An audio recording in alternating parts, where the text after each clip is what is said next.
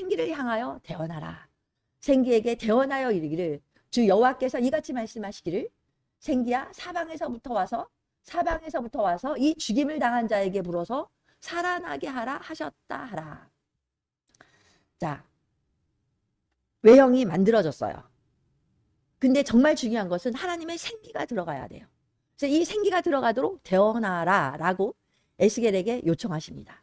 그리고 이 하나님의 말씀, 생기, 생명을 대언할 때, 이 호흡이 들어갈 때 살아있는 영이 사방에서부터 불어와서 이 죽임을 당한 자에게 들어가서 외형이, 내형이 완성되어지는 거예요. 우리가 하나님의 것을 대언합니다. 하나님의 뜻을 분별합니다. 그리고 이것을 수종들 때 창조의 기적들을 경험하는 거예요.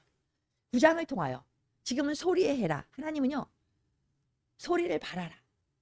아, 소리를 크게 질러라. 많이 질러라. 물론 이 의미도 있죠. 이 소리를 내라. 소리를 발하라. 나의 부르심의 위치에서 내가 해야 될 것, 순종해야 될 것, 전진할 때 머물러 있는 것이 아니라 전진하는 겁니다. 이게 소리를 발하는 거예요. 하나님은 하나님의 역사를 한 사람을 통하여 이루어 가시죠. 그 한 사람이 주님을 수종들 때 창조적 기름 부음이 임해요. 이 소리에 기름 부음이 있는 겁니다. 이 기름 부음은 이 창조적 역사를 위한 권위예요. 권위.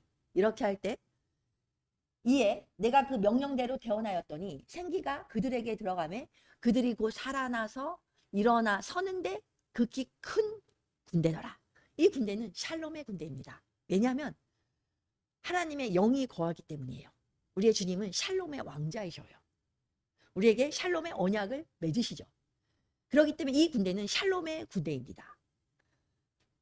이 마른 뼈들이 살아나서 극히 큰 군대가 되었어요. 영광의 군대예요. 이 군대는 초자연의 군대입니다. 예언적인 군대예요. 하나님의 음성을 듣고 즉각적으로 순종하는 소리를 바라는 군대, 퀀텀 글로리의 군대. 이것을 위하여 내가 주님 앞에 순종할 때 이 기름 부음 새로운 권위가 임하는 거죠.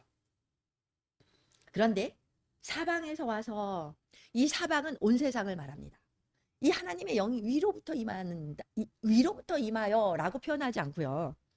에스겔이 하나님의 말씀을 대언합니다. 그런데 이 영이, 이 생기가 사방에서부터 와서 그러면 이것을 우리는 엘리멘트로 표현하여 설명할 수 있습니다.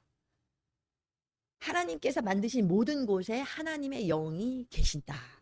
우리는 하나님의 성전 처소예요. 하나님의 영이 우리 안에 거하심으로 우리가 하나님의 성전이죠. 그러나 하나님은 오늘 에스겔 37장 10절을 통하여 하나님께서 만드신 모든 곳에 하나님의 영이 거하심을 보여주고 있어요. 그렇기 때문에 어느 곳에서나 무소부지하신 하나님의 영 안에 이것을 생명의 역사로 만들 수 있는, 즉 선견자의 기름 부음은 어느 곳이나 어느 상황이나 하나님이 임하도록 하나님의 보좌로 성령이 역사하시도록 이 기반이 오늘 37장 19절에 사방에서부터 엘리멘트로 하나님의 영이 이 땅을 붙잡고 계세요. 이 피조물은 하나님의 영이 임하는 처소인 거예요. 다르게 설명하면 모든 영역에 하나님의 보좌가 있습니다. 이 정체성에 일어나는 한 분이 되실 것을 축복합니다.